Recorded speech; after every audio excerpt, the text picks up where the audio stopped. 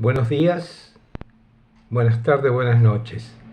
Bueno, tenemos una semana más de reflexiones bíblicas y para eso pedimos la guía de nuestro Señor para que podamos entender, explicar y crear dentro de nosotros un interés para la palabra de Dios, porque ella es la que nos alimenta. Padre Santo, te pido, Señor, que por medio de tu Santo Espíritu nos hagas entender todas las verdades que tú nos enseñas por medio de tu santa palabra, la Biblia. Te lo pido en nombre de tu amado Hijo Jesucristo, nuestro Señor y Salvador. Amén. Bueno, vamos a hablar hoy de un tema importante que es un lugar de adoración. El templo, un templo. Cuando la Biblia habla de templos, no se está refiriendo a estos edificios en todo el mundo donde hay gente que ora, que adora, no sabemos dónde ni a quién, ¿no es cierto? Templo, ¿qué es un templo? Un templo en general es un lugar de adoración. Ahora, ¿adoración a quién? Bueno, vos fíjate que en la antigüedad adoraban el sol, adoraban las estrellas, adoraban dioses hipotéticos, ¿no? Que los representaban con figuras de animales, de peces, en fin, era una idolatría y es actualmente una idolatría terrible, porque hay gente que todavía adora estatuas hechas por hombres. ¿Quién hizo esa estatua? Juancito. Bueno, anda a comprar otra porque esta está rota. Entonces, hay mucha gente que adora estatuas, adora imágenes, adora cuadros, pintados todos por hombres. No es que vino un ser galáctico, no, son hombres. Quizá, o casi seguro, esos hombres guiados por entes espirituales de maldad, o sea, demonios, han pintado, hicieron estatuas para que el hombre adorara esas estatuas y no a Dios. Entonces vemos que, ¿qué es un templo? Un lugar de adoración. Ahora, vamos a ver un templo muy especial, ¿no es cierto? Un templo muy especial que comenzó el Señor y mandó a Moisés a edificar un templo. Ahora, era muy distinto a los templos actuales o a los templos que vemos, ¿no? Edificó un lugar de adoración, ¿no? Lo podemos leer en el libro de Éxodo. ¿Estamos? Bueno, ese templo era muy especial, estaba cerrada por cortinas, ninguno podía llegar al centro, solo los sacerdotes una vez al año, el sumo sacerdote una vez al año podía entrar con la sangre de los corderos y derramarla sobre ¿qué? Sobre el arca del testimonio. Y ese era un lugar de adoración. Ahora, Dios le dio un modelo, dice, este es el modelo, a Moisés le dio el modelo de un modelo que está en el cielo. Quiere decir que en el cielo hay un arca de adoración. Se lo dio al pueblo judío. Ahora, ese arca fue llevado por los años hasta llegar a Jerusalén, o cerca de Jerusalén. Y entonces el Señor puso en el corazón del rey David de edificar un templo, porque David dice, no es posible que el arca del testimonio esté cubierta digamos, con cueros de animales y yo vivo en una casa de leño, bien. Entonces el Señor le dice, bueno, ya que tuviste ese deseo en tu corazón, no serás tú, pero será Salomón, tu hijo, que lo va a edificar. Edificó un templo. Ahora, el templo era hermoso, lo podemos leer acá, fue hecho con todas las riquezas que tenían en ese momento el reino de Israel. ¿Y qué pasó? El lugar de adoración no era el templo, era donde estaba el arca del testimonio, dentro del templo. O sea, el templo fue cubrir el arca del testimonio. Bueno, como entonces siguieron adorando al Señor de esa manera porque el Señor había mandado eso. Pero ¿qué pasó? Sucedió que cuando vino Jesucristo, ya había un templo que había sido destruido, el templo de Salomón había sido destruido por, digamos, los caldeos. Después el Señor comandó de edificar otro templo, pero era un poco más humilde, ¿no? Pero después fue reconstruido de una manera extraordinaria. No sé si era voluntad de Dios esa de reconstruirlo así, que era tan grandioso en la época de Jesucristo que los apóstoles llamaban a Jesucristo y decían, mirá el templo, qué hermoso que es. Ahora, ¿qué pasó con ese templo? Ese templo sucedió algo, que los hombres lo corrompieron totalmente. Entonces, vamos a leer antes un versículo para saber qué es un templo. Eso es lo que tenemos que ver y bíblicamente. Y en el libro de Isaías, de Isaías, dice así,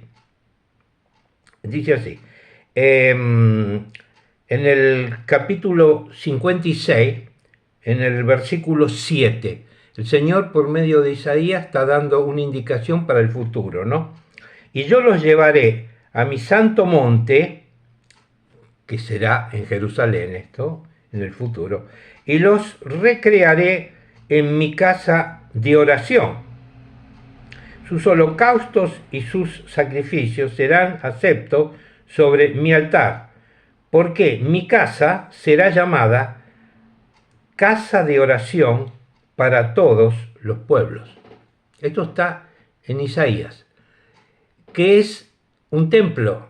Es una casa de oración.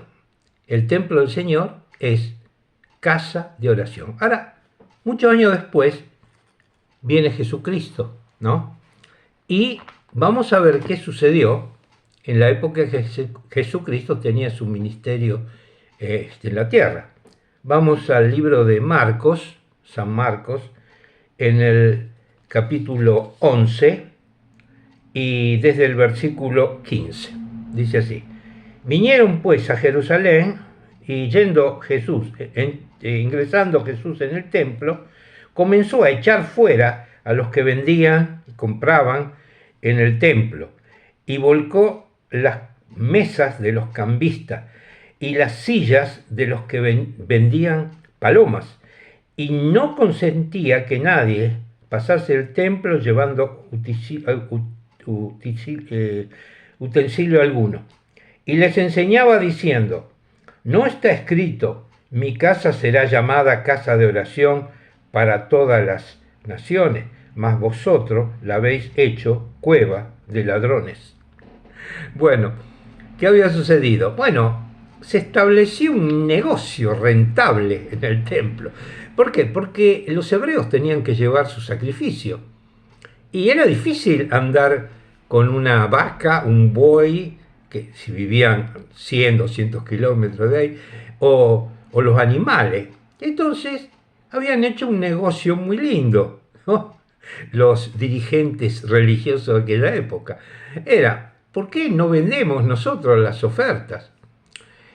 No es que estaba totalmente mal, porque era verdad, si tenían que ir y llevar un buey o tenían que llevar una oveja tantos kilómetros, mejor era ir ahí cerca del templo y comprarla. Aparte venía gente de muchas naciones que tenían distintas monedas.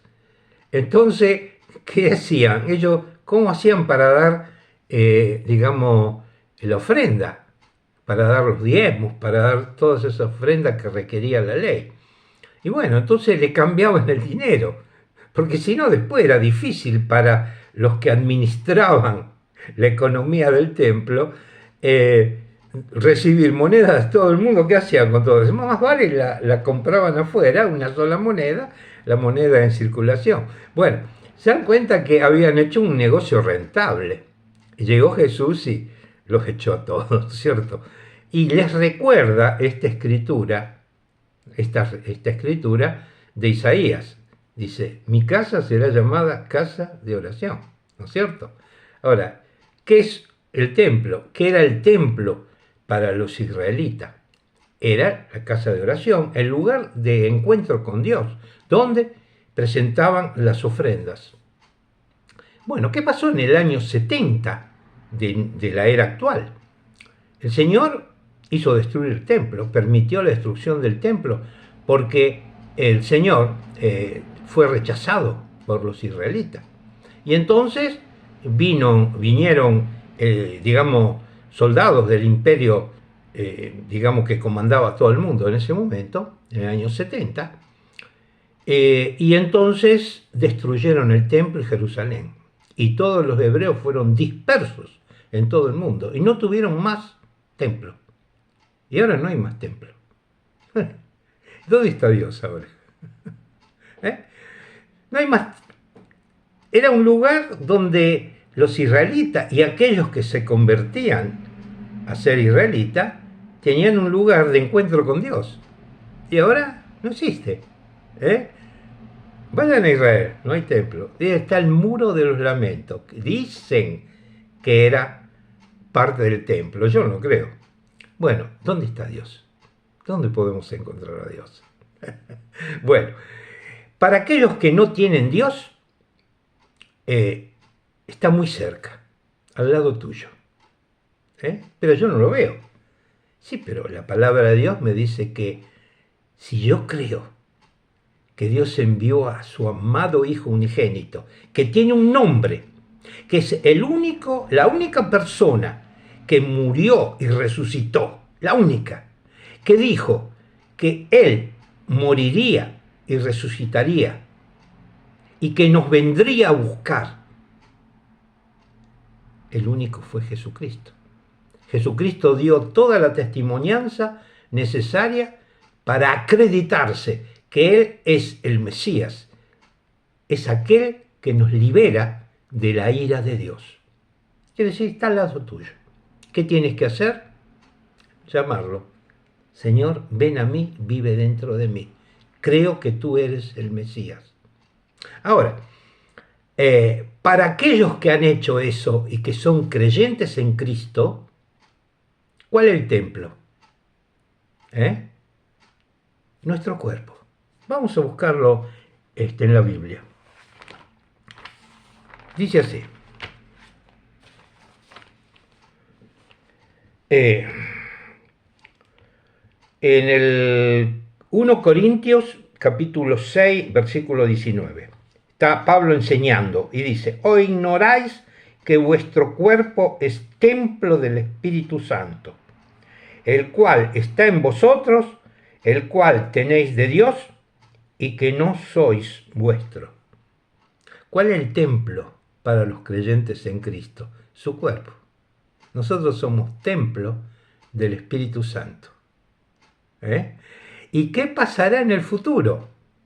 Podemos tener una visión, una ráfaga del futuro. Dice, ¿qué será del templo? Bueno, por supuesto, se edificará otro templo en el tiempo del anticristo, que será el templo en el cual el anticristo va a entrar diciendo, yo soy Jesucristo, yo soy el Mesías. No será así. Pero si andamos más adelante, vemos en la visión del libro de Apocalipsis, lo vamos a ver acá, ¿no es cierto? En el capítulo 21, versículo 22, vemos lo que el apóstol Juan vio en el cielo. Y dice, y no vi en ella, está mirando y describiendo la nueva Jerusalén.